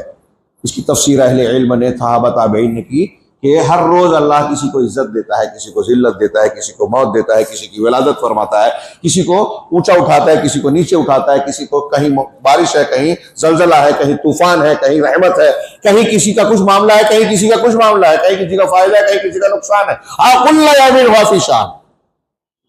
किसी को हंसा रहा है, किसी को रुला रहा है, उसके बेशुमार काम है जो हम गिन भी नहीं सकते, जान भी नहीं सकते। तो ये तकदीर किताबत वाली है। ये चौथा मरहला जो है तकदीर का, वो मशीयत, अल्लाह की मशीयत। यानी अल्लाह तबारक व तआला जो चाहता है वही होता है, जो नहीं चाहता नहीं होता। माशा अल्लाह कान वमा लम यशा लम यकुन, जो अल्लाह ने चाहा हुआ, जो नहीं चाहा नहीं हुआ। हाँ, यहाँ भी काफी बहस की गुंजाइश है। मशीयत, इस सिलसिले में लोग गुमराही का शिकार हुए। अल्लाह की मशीयत और अल्लाह की रजा, ये एक थोड़ी सी मुश्किल चीज है।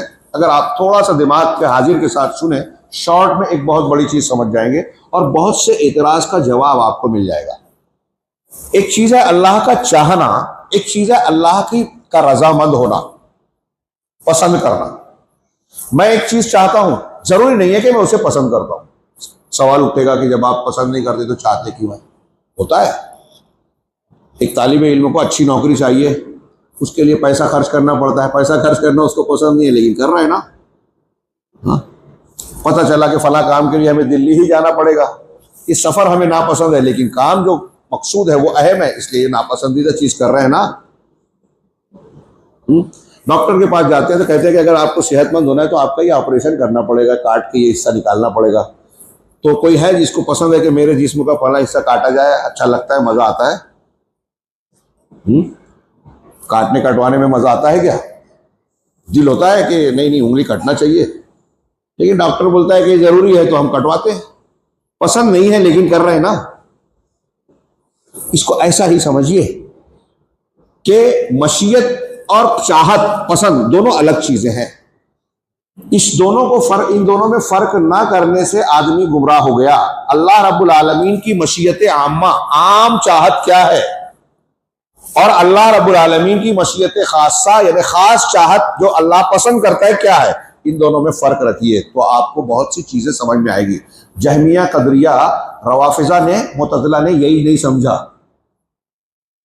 उन्होंने दोनों को मिला दिया कि अल्लाह जिस चीज को चाहता है मतलब पसंद भी करता है। एक ने ये कहा, एक ने कहा जब अल्लाह पसंद करता है तो चाहता भी है। समझ रहे हैं? चाहता है तो पसंद करता है, पसंद करता है तो चाहता है। अब इन्होंने कहा ना, अभी जबरिया का बताया ना कि ज़िना कर रहा है तो अल्लाह के चाहे बगैर ज़िना नहीं हो रहा है, तो इसका मतलब अल्लाह पसंद भी कर रहा है। सही है क्या? ये मुशरिकीन और इब्लीस का कहना था। सयक़ुलुल लज़ीना कफ़रू, कुरान में 3 मकामात पे कहा कि काफिर क्या कहते हैं, लौ शाअ रब्बुना लौ शाअ रहमानो मा कफरना, कि अगर रहमान चाहता तो हम कुफ्र नहीं करते, अल्लाह चाहता तो हम कुफ्र क्या है, हम शिर्क नहीं करते। यानी अपने गुनाह को, अपने शिर्क को अल्लाह की मशीयत से जोड़ दिया। अच्छी तरह समझे, ये थोड़ा सा इल्मी जरूर है लेकिन बहुत अहम है, और समझ गया तो एक अहम चीज समझ गया। कुफार क्या कह रहे हैं कि अल्लाह नहीं चाहता तो शिर्क नहीं करते। क्या मतलब? वो कहना ये चाह रहा है कि हम अगर शिर्क कर रहे हैं तो अल्लाह के चाहने से कर रहे हैं, तो गलत क्या है? यही है जहमिया, कदरिया कह रहे, कदरिया जबरिया कह रहे हैं कि जब अल्लाह रब्बुल आलमीन के चाहने से एक आदमी चोरी अगर करे तो फिर दोनों में वो चोरी की उसकी अपनी गलती तो है नहीं। समझ रहे हैं?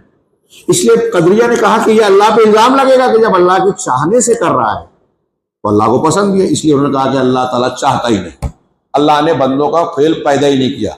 इसलिए कदरिया का और मुतज़िला का एक अकीदा ये है, ये नाम मैं ले रहा हूं, आप कहेंगे कि नामालूम है, लेकिन हमारे यहाँ इस तरह की गुमराही पाई जाती है। वो कहते हैं कि बंदों के अफ़आल के खालिक खुद बंदे हैं, अल्लाह पैदा नहीं करता। जबकि कुरान कहता है सूरह साफ़ात में, वल्लाहु खलक़कुम वमा तअमलून, कि अल्लाह ने तुमको भी पैदा किया और जो तुम अमल करते हो उसको भी पैदा किया। सही बुखारी की एक हदीस में इमाम बुखारी ने नकल के अल्लाह के रसूल फरमाते हैं कि अल्लाह तुम्हारे साने को भी पैदा करता है और साने की सनअत कारीगरी को भी पैदा करता है। मैं अल्लाह की मखलूक हूं, आप अल्लाह की मखलूक है। अब मैं जो बोल रहा हूं तो मैं मखलूक हूं, मेरा बोलना अल्लाह की मखलूक नहीं है, मेरा अमल करना अल्लाह की मखलूक नहीं है। ये तो इंतहाई बेवकूफी की बात होगी अगर ऐसा कोई कहता है। लेकिन उनकी समझ में नहीं। उन्होंने कहा कि अगर हम ये मान लें कि अल्लाह के हम बंदों के अमल भी अल्लाह की मखलूक है तो फिर बंदे तो कसूरवार नहीं, अल्लाह कसूरवार हो जाएगा। तो कदरिया कहते हैं कि नहीं नहीं नहीं नहीं, अल्लाह ने अमल को पैदा नहीं किया। इमाम तहावी ने एक वाक़या नकल किया, वो लतीफ़ा भी है। वो कहा कि एक मजूसी 2 खुदा को मानते हैं, जरदिश्ती, मजूसी, मानविया, ईरानी फारसी मजहब के मानने वाले, एक नूर का एक अंधेरे का, यज़दा और अहरमन, अच्छाई का अलग बुराई का अलग। हाँ, शैतान को मानते हैं वो लोग, बुराई का खुदा है बोलते हैं, 2 मानते हैं। तो एक कदरी और एक मजूसी एक कश्ती में जमा हो गए। उन्होंने वाक़या लिखा तो कहा कि वो कदरिया ने उस पर मेहनत की, इस्लाम की दावत दी कि तू मुसलमान हो जा।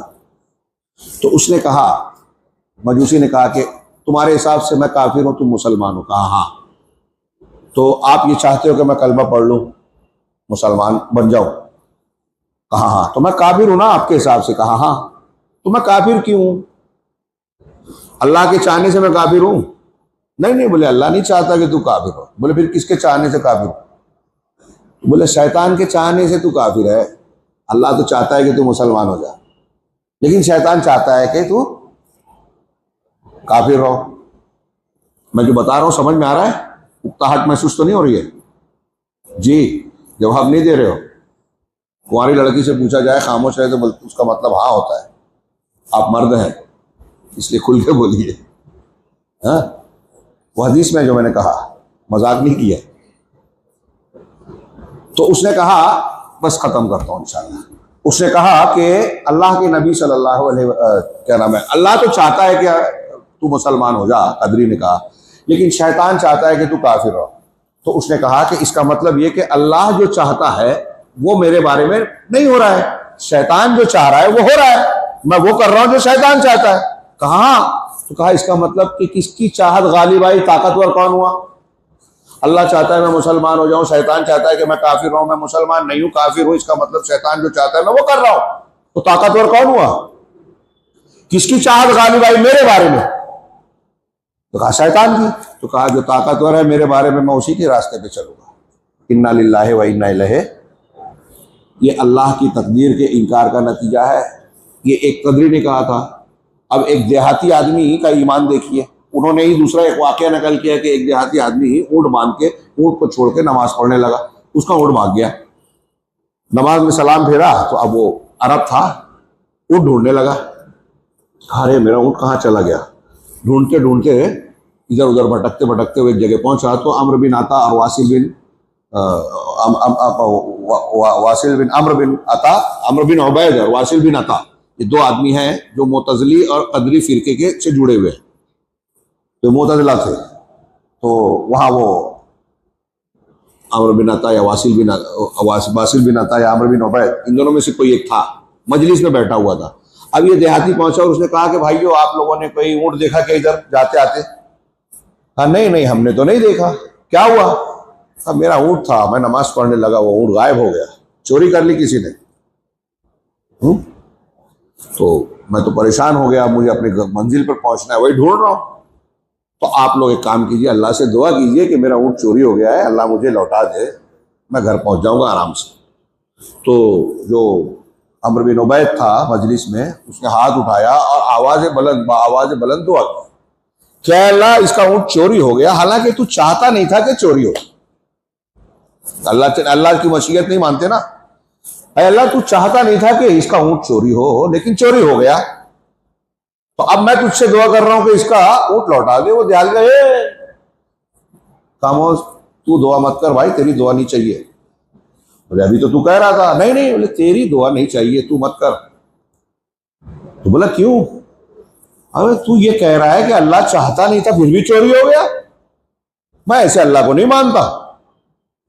तू ये कह रहा है कि अल्लाह चाहता नहीं था फिर भी चोरी हो गया, तो अब मुझको डर है अल्लाह चाहेगा कि लौटा दे, लौटा नहीं पाएगा। तू ये कह रहा है कि अल्लाह जो चाहता है कर नहीं पाता, मतलब अल्लाह की कुदरत में कमी है, तो तेरी दुआ नहीं चाहिए।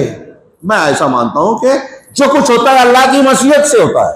और मा तशाऊना इल्ला अन यशा अल्लाह, कुरान कहता है कि तुम नहीं चाहते मगर उस वक्त जबकि अल्लाह चाहे। यहां एक नुक्ता यह भी दिमाग में रहे कि अल्लाह की मशीयत के बगैर और कुदरत के बगैर कोई काम नहीं होता। लेकिन अल्लाह ने हमको जब इम्तिहान के लिए दुनिया में डाला है ना, तो बुराई और अच्छाई की मशीयत का इख्तियार दिया है। इंसान की अपनी भी मशीयत है, अच्छाई बुराई करने का इख्तियार हमें हासिल है, लेकिन हम वही कर पाएंगे जो अल्लाह जिसको चाहेगा। हम अगर चाहें तो मेरी ये ताकत है कि आपको तमाचा मारूं, मैं इरादा कर लूं, लेकिन अगर अल्लाह नहीं चाहेगा तो ताकत रखते हुए नहीं मार सकता, लेकिन मैं मार तो सकता हूं। यानी ताकत है, मशीयत का मामला अल्लाह से जुड़ा हुआ है। इसकी मिसाल ऐसे लीजिए, बाज़ उलमा से पूछा गया कि इंसान कितनी ताकत रखता है और बंदा कितनी, तो कहा कि आप खड़े हुए एक पैर उठाइए, एक पैर जमीन पे उठा लिया, कहा अब दूसरा पैर ऊपर ही रखते हुए दूसरा पहला वाला भी उठा दीजिए। कहा यह कैसे हो सकता है? कहा बस इतना ही मामला है कि इंसान को इतना इख्तियार है और इतना नहीं है। हाँ, इंसान को इतना इख्तियार है और इतना नहीं है। इसकी मिसाल अल्लाह के नबी सल्लल्लाहु अलैहि वसल्लम ने कहा, हर चीज़ को अल्लाह ने लिख दिया। जनाजे में मौजूद थे, वक्त ज़्यादा हो गया है, मैं उस रिवायत को शॉर्ट में इख्तिसार से जिक्र करूँ। सहाबा कराम के सामने कहा कि कोई भी इंसान हो मगर उसके ताल्लुक से ये लिखा हुआ है कि वो जन्नत में है जहन्नम में। तो बाज़ ने सहाबा ने कहा क्या हम अमल छोड़ दें, अमल ना करें, तकदीर में जो लिखा है जन्नत है जहन्नम मिल जाएगी? कहा नहीं, जिसको अल्लाह ने जिस काम के लिए पैदा किया है उसको उस काम की आसानी करेगा। हाँ, तो कहा कुरान की आयत पढ़ी, अल्लाह के रसूल ने पढ़ी सल्लल्लाहु अलैहि वसल्लम, क्या फअम्मा मन आता वत्तका वसद्दका बिल हुस्ना फसनुयस्सिरुहु लिल युस्रा, कि जो शख्स देगा, आता खर्च करेगा, वत्तका तकवा इख्तियार करेगा, वसद्दका बिल हुस्ना और हुस्ना की इस्लाम की दीन की तायीद करेगा, तस्दीक करेगा, जो ऐसा करेगा फसनुयस्सिरुहु लिल युस्रा, तो हम आसानी के लिए उसके रास्ता हमवार करेंगे। युस्रा यानी जन्नत का रास्ता आसान करेंगे। जो तकवा इख्तियार करेगा, खर्च का मतलब ये बंदा करेगा तो अल्लाह तौफीक देगा, वो अम्मा मम बखीला, और रहा वो शख्स जिसने बखीली इख्तियार की, पैसा दिया अल्लाह ने, खर्च की जगह पे खर्च नहीं कर रहा है। अम्मा मम बखीला वस्तगना, बेनियाज बनता है, घमंड करता है, इतराता है, मानता नहीं है। वक़द्दब बिल हुस्ना, और इस्लाम की हुस्ना की तकजीब करता है, झुटलाता है। फसनुयस्सिरुहु लिल उसरा, तो हम उसके लिए उसरा, मुश्किल का रास्ता आसान करेंगे, मुश्किल घाटी पे चढ़ाएंगे। मतलब यह कि वो जहन्नम के रास्ते पे चलेगा। मतलब एक आदमी बुराई के रास्ते पे खुद ही चलना चाहता है तो अल्लाह उसे उसी की तौफीक देगा। तो अल्लाह जानता है कि अबू जहल ईमान लाने वाला नहीं था, उसको तौफीक नहीं दी। अल्लाह जानता था कि अबू बकर सिद्दीक के अंदर क्या खूबियां हैं, इसलिए उनको आला मकाम और सिद्दीकियत से नवाजा, उसकी तौफीक दी। तो आप और हम जैसा चाहेंगे अल्लाह वैसी तौफीक देगा। और यही इसी से जोड़ के एक और हदीस को जोड़ लीजिए जो बहुत से लोगों को समझ में नहीं आती, कि अल्लाह के रसूल ने फरमाया कि एक शख्स जो है जन्नतियों का अमल करता है। जन्नतियों का बहुत अहम चीज़ है, इसलिए पूरी कर रहा हूँ और बहुत ही मुख्तसर में, कि अल्लाह रब्बुल आलमीन, अल्लाह के रसूल ने फरमाया कि एक शख्स बज़ाहिर जन्नतियों का अमल करता रहता है, यहाँ तक कि मौत से एक बालिश एक गज करीब होता है, तो वो जहन्नमियों का अमल करता है, मौत उसको आती है और वो जहन्नम में चला जाता है।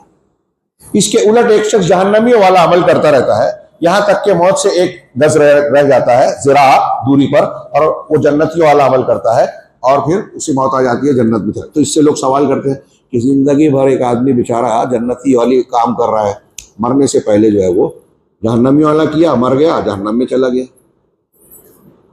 तो इसी हदीस की एक और हदीस से तफसीर होती है, सही बुखारी और सही मुस्लिम में है कि एक आदमी मिन अहलिल जन्ना फीमा यबदूल इन्नास का लफ्ज है उसमें, यानी लोगों के सामने जो जाहिर होता है। एक लफ्ज में कहें बज़ाहिर, एक आदमी जन्नतियों वाला काम करता है, जन्नत वाला होता है, बज़ाहिर लोगों को समझ में आता है, अंदर से क्या है अल्लाह को मालूम है, हमको नहीं मालूम। आजकल है ना ऐसे बहुत से लोग दीन की दुकान चला रहे हैं, हवाला देते हैं, हम लोग भी सोशल मीडिया पे डाल रहे हैं हदीस, लेकिन हदीस मकसद नहीं है, उसके ऊपर मौलाना साहब पे कीचड़ उछालना है कि उनके घर में ऐसा हो रहा है तो ये हदीस डालेंगे, उन पे चोट लगेगी। इस्लाह नहीं चाहते, लेकिन दिखाने में हम हदीस फैला रहे हैं। मकसद हमारा क्या है अल्लाह जानता है। दीन के नाम पर बददीनियां फैला रहे हैं। आज कोई भी तनकीद करता है, मस्जिद में झगड़ा फसाद फिरका बंदी करते हैं ना, हमारे अहले हदीसों में कोई मस्जिद बची नहीं है, यहाँ का मुझे नहीं पता वल्लाह, लेकिन होंगे जरूर दो चार जिनको हर चीज में गलती नजर आती हो,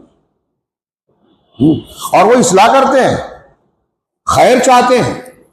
उनके सामने बाहर शिर्क बिदअत होगी, उनकी हिम्मत नहीं है बोलने की, लेकिन इमाम साहब की छोटी सी गलती जरूर नजर आती है, खतीब ने कोई गलती कर दी जरूर टोकेंगे, कीड़ा जरूर निकालेंगे, काबिलियत जरूर बताएंगे। ये एक मिजाज बन गया। तो खैर, मैं हदीस की तशरीह कर रहा था कि अल्लाह के रसूल ने फरमाया कि बज़ाहिर वो जन्नतियों वाला अमल करता है, मतलब यह है कि वो अंदर से कुछ और है, अल्लाह जानता है। और जन्नतियों वाला यानी अपने आप को नेक सफीद पोश अच्छा बता रहा है, रिपोर्ट छपवा रहा है, अखबार में ला रहा है नहीं अच्छा, दिखाता अच्छा है। लीडरों को देख लो आज, तो अल्लाह ताला आखिर में उसको ऐसा करता है कि मौत से पहले वो खुद अपना कपड़ा उतार देता है, नकाब खोल देता है। मैं इसको ये कहता हूं कि अल्लाह ताला मरने से पहले आदमी का पोल खोल देता है, कि वो अपने आप को बताता कुछ और था और हकीकत में कुछ और था। मरने से पहले कुछ ना कुछ ऐसा होता है कि वो सही तरीके से लोगों के सामने आ जाता है। तो बहरहाल ये तीसरा मर्तबा मैंने बताया कि मशीयत अल्लाह के चाहने से ही चीज़ें होती हैं, और अल्लाह की चाहत बंदे की चाहत दोनों निस्फ निस्फ है, इन्हें दोनों का मामला जुड़ा हुआ है। ये मैंने थोड़ी सी वजाहत करने की कोशिश की। आखिरी चीज़ है खल्क, अल्लाह खालिक कुल्ल शैइन। इसकी तफसील ना बयान करते हुए बस इतना ही कि अल्लाह की बहुत सी कुरान की आयतें हैं जो हम और आप जानते हैं कि अल्लाह हर चीज़ का पैदा करने वाला है। तो जो चीज़ अल्लाह ताला ने हमेशा से जानी, जो चीज़ तकदीर लौह महफूज में लिखी, अल्लाह ताला ने जब जिसको चाहा वो लिखे हुए इल्म के मुताबिक वकूफ़ पज़ीर होती है, और फिर जैसे वकूफ़ पज़ीर होती है ना, अल्लाह ताला उसे पैदा करता है। खालिक़ कुल्ल शैइन, कुरान की बहुत सी आयतें हैं, वह खलक़ कुल्ल शैइन फ़क़द्दरहु तक़दीरा। अल्लाह ने हर चीज़ को पैदा किया और हर चीज़ का ठीक ठीक अंदाज़ा ठहराया। यानी ये चौथा मरतबा है। हमें अगर तकदीर पर ईमान लाना है तो इन चारों मरातिब को सामने रखना होगा। इस सिलसिले के बाज़ पहलू और बाज़ तफसीलात और भी है, आप दूसरे उलमा से ज़रूर सीखें। मैंने जैसा कि शुरू में अर्ज़ किया कि ये हमारे ईमान की मुबादियात में से है। अल्लाह के रसूल सल्लल्लाहु अलैहि वसल्लम से हज़रत जिब्राइल ने जो आकर सवालात किए थे, इस्लाम क्या है, ईमान क्या है, एहसान क्या है, तो उसमें अल्लाह के रसूल सल्लल्लाहु अलैहि वसल्लम ने ईमान जो बताया उसमें तकदीर का भी जिक्र किया। हज़रत अब्दुल्ला इब्न उमर रज़ी अल्लाह तआला अन्हु के पास कुछ सहाबा, कुछ साथ उनके लोग आए उस वक्त के मुसलमान बसरा से, और कहा कि हमारे यहाँ, सही मुस्लिम में किताबुल ईमान में ये हदीस है, कहा कि हमारे यहाँ एक शख्स है बरा माबद अल जोहनी, वो कहता है कि तकदीर कोई चीज़ नहीं है, मामला असरे नौ है, यानी पहले से अल्लाह को कुछ मालूम नहीं है, कुछ लिखा नहीं है, नए सिरे से शुरू होता है। तो हज़रत इब्न उमर ने जब ये सुना तो कहा कि उससे जाके कह दो कि मैं उससे बरी हूँ और वो मुझसे बरी है। अगर ईमान के कोई खिलाफ है तो उसकी तायीद नहीं करेंगे। हमारे यहाँ आजकल कैसे बोलते हैं कि वो भी सही है, वो भी सही है। कोई ताजिया परस्ती कर रहा है, कबर परस्ती कर रहा है, हाँ, वहदतुल वजूद को मान रहा है, तो नहीं नहीं नहीं, वो बैल भी गाभी नहीं है। बैल को गाभिन बोल रहा है, ठीक है, सही है, ये दीन नहीं है। ऐसा रहता तो कोई नबी से कोई नाराज होता ही नहीं, उनका अखलाक इतना अच्छा था। शिर्क को शिर्क, काफिर को कुफ्र को कुफ्र, और शिर्क और कुफ्र करने वालों को कहा जाएगा कि आप शिर्क और कुफ्र कर रहे हो, जो कर रहे हो तौबा करो। तो नाराज तो होगा ना, आपको बोलना पड़ेगा, यही तो इम्तिहान है। अब आप सिर्फ ये बोलोगे कि खाने के आदाब ये हैं, मिसवाक के ये फायदे हैं, सीधी करवट सोना चाहिए, ये दीन की तबलीग है, ये तबलीग नहीं है। इससे कोई एतराज़ नहीं करेगा, कोई नाखुश नहीं होगा। हाँ, मीठी मीठी सुन्नतें। तो हज़रत अब्दुल्ला इब्न उमर और सहाबा इस सिलसिले में कोई समझौता नहीं करते थे अकीदे ईमान में। कहा कह दो उनसे कि मैं उनसे बरी हूँ और वो मुझसे बरी है। और कहा कि वो के जुमले पर ये हदीस पर और हज़रत इब्न उमर के कौल पर मैं बात को ख़त्म कर रहा हूँ। वो कहते हैं कि वो शख्स, उनसे कह देना कि अगर वो उहुद पहाड़ के बराबर सोना भी अल्लाह के रास्ते में खर्च कर दें तो अल्लाह के यहाँ कबूल नहीं होगा जब तक कि वो तकदीर पर ईमान ना ले आए। उहुद पहाड़ के बराबर सोना भी खर्च कर दे तो ईमान वो कबूल नहीं होगा जब तक ये ईमान ना ले आए। और भी हज़रत इब्न उमर, जैसे कि मैंने अभी कहा था ना कि सहाबा कराम का तरीका था, वही अहलुल हदीस का तरीका है कि कोई बात कहें तो कुरान हदीस से, और फिर ये हदीस पेश की कि मैंने नबी करीम सल्लल्लाहु अलैहि वसल्लम को सुना, हदीस जिब्रील पेश की, और उसमें कहा कि अल्लाह के रसूल सल्लल्लाहु अलैहि वसल्लम ने फरमाया अल ईमानु अन तु'मिना बिल्लाहि व मलाइकतिही व कुतुबिही व रुसुलिही वल यौमिल आखिर वल बाअस बअदल मौत वल यौमिल आखिर, हदीस अलग अलग है, वल क़द्र खैरिही व शर्रिही व हुलूहिही व मुर्रिही फी रिवायत, कि अल्लाह पर ईमान यह है कि तुम अल्लाह पर, उसके फरिश्तों पर, उसकी किताबों पर, उसके रसूलों पर और आखिरत के दिन पर, मरने के बाद दोबारा जिंदा किए जाने पर ईमान रखो, और तकदीर के भले बुरे पर। ये भला बुरा हमारे एतबार से है, अल्लाह ने जो किया सब भला ही भला है। कुछ चीजें हमको बुरी लगती है वो हमारे एतबार से बुरी है, फी नफ्स ही अल्लाह का कोई काम बुरा नहीं है। हाँ, तो अल्लाह रब्बुल आलमीन ने जो तकदीर मुतय्यन कर दी है उस पर ईमान रखना, ये है ईमान। और तकदीर पर ईमान के असरात का मैंने कुछ जिक्र किया, वो मैंने जो किया वो दिमाग में रखना चाहिए। तकदीर पर ईमान तौहीद पर ईमान से जुड़ा हुआ है। तकदीर पर अगर आप ईमान रखते हैं तो आपके अंदर मुसीबतें आसान होगी, आपके लिए ज़िंदगी आसान हो जाएगी कि अल्लाह ने मुकद्दर किया है, मैयत हो गई, कोई बात नहीं, अल्लाह का फैसला है। कारोबार में नुकसान हो गया, इम्तिहान में फेल हो गया, कोई बात नहीं, तकदीर थी। तो तकदीर से मुसीबतों में सब्र आता है, किनात आती है कि अल्लाह ने मुझे गरीब बनाया, ठीक है, अल्लाह की तकदीर है भाई, हमको इतराज नहीं है, ना दिल में ना जबान पे। हाँ, मुझे ये बनाया, मुझे वो बनाया, मुझे ऐसा बनाया, इतराज नहीं है, अल्लाह की तकदीर है। तकदीर से ये होता है, किनात आती है, हसद नहीं आता। अरे उसको तो अल्लाह ने पैसा दे दिया, मुझे गरीब रखा, उसको ऐसी बीवी मिली, मुझे नहीं मिली, ये हसद है। उसकी नेमत जायल हो जाए, ये तमन्ना। अल्लाह ने उसको चाहा जो दिया, मुझको जो चाहा मुझे दिया। तकदीर अगर पर ईमान है तो अल्लाह का खौफ आएगा, दूसरों का डर खत्म हो जाएगा, आदमी बहादुर बनेगा कि अल्लाह ताला के चाहने से कायनात में पत्ता भी चाहे बगैर पत्ता भी नहीं हिलता, तो कोई हमारा क्या बिगाड़ेगा? कोई अमेरिका, कोई इसराइल, कोई परिवार हमारा क्या उखाड़ लेगा, क्या बिगाड़ लेगा? अल्लाह के चाहे, और अल्लाह चाहेगा तो कोई हमें बचा नहीं पाएगा। हाँ, ये अकीदा इंसान को अल्लाह पर तवक्कुल देगा, मजबूती देगा, बहादुरी अता करेगा। हाँ, इसीलिए अल्लाह हज़रत इब्न अब्बास कहते हैं अल-क़द्र निज़ामुत तौहीद, तकदीर तौहीद का निज़ाम है, तौहीद से जुड़ा हुआ है, जिसकी तौहीद सही होगी उसकी तकदीर पर ईमान सही होगा, जिसका तकदीर पर ईमान बिगड़ा उसकी तौहीद बिगड़ी। अल्लाह रब्बुल आलमीन हमें सही ईमान को इख्तियार करने की तौफीक अता फरमाए। वाखिर दावाना अल्हम्दुलिल्लाहि रब्बिल आलमीन, सल्लल्लाहु अलैहि व सल्लम।